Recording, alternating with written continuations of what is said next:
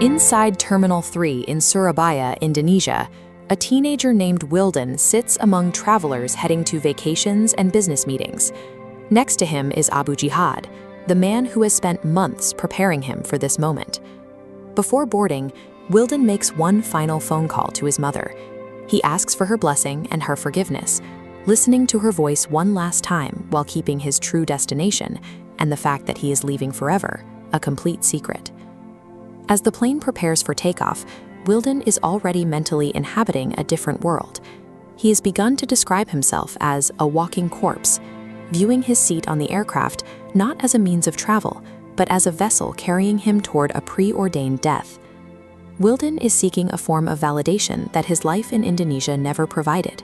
He believes that by making this one-way trip, he is finally performing the ultimate act of service for his family. This path started with a deep-seated exhaustion. Wilden grew up feeling marginalized and constantly compared to others, leaving him desperate for a way to prove that he was more than the failures people saw in him. His recruiters offered a way to turn that insecurity into a superpower. They convinced him of a radical exchange, that the death of a single martyr would guarantee entry into heaven for 70 members of his family. 2 days before leaving, Wilden met his older sister to settle his affairs. He gave away his inheritance and apologized for his past mistakes, speaking with the finality of someone who knew he would never return. The men who groomed Wilden took his genuine love for his parents and redirected it. They convinced him that the best way to care for his family was to leave them behind to fight in a war thousands of miles away. When the group reaches the border city of Kilis, the transition becomes immediate and terrifying.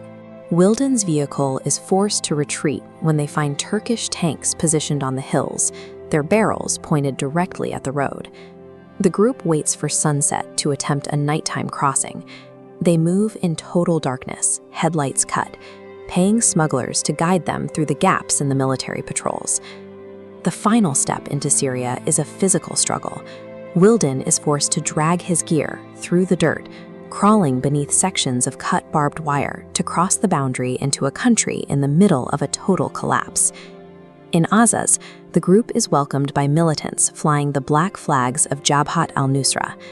For a boy who felt ignored his entire life, the embrace of these armed men feels like the hero's welcome he's always craved. Surviving the sprint across the border cements the fiction in Wilden's mind. The adrenaline and the secrecy have transformed a lethal geopolitical conflict into a high-stakes adventure where he is the protagonist. Life in the camp has an eerie, quiet beauty.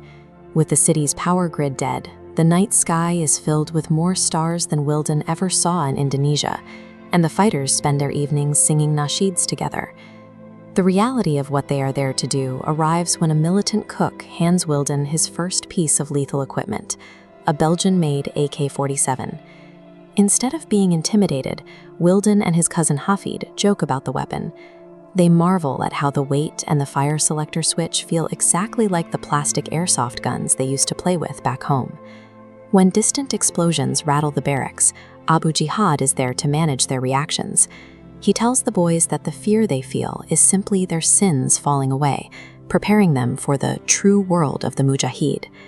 Treating terror as a spiritual milestone and rifles as familiar toys, the camp environment strips away a teenager's natural self-preservation. It replaces human survival instincts with the logic of an interactive game. Late one night, while the boys are resting in the barracks, the sound of explosions begins to ring out again. This time, the impacts are much louder and much closer. The teenagers laugh it off. They compare the incoming artillery to kids playing with merchikon, the New Year's firecrackers they remember from their neighborhoods in Indonesia.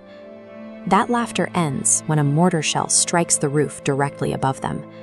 The building shakes, dust chokes the air, and the boys are forced to sprint for their lives in a state of total, unscripted panic. The attack came from Kurdish PKK militants, part of the opposing force that has been shelling the camp. For the first time, the game has a face, and it is a face that is firing live ammunition into their living quarters. No amount of romanticized fantasy can protect Wildan from the physics of a war zone. The firecrackers are real, the enemy is real, and the buildings are falling down. During a 2 a.m. guard shift in the freezing cold, the silence is broken by a sharp, whizzing sound passing just inches from Wildan's head. Abu Jihad tackles him into the dirt, just as a second sniper round hits the wall behind them. If Wildan had been standing an inch to the left, the bullet would have killed him instantly. In the dirt, Wildan experiences a moment of clarity, but it isn't the one his family would have hoped for. He isn't relieved to be alive. Instead, he feels a deep sense of disappointment that the bullet missed his head. The process is complete.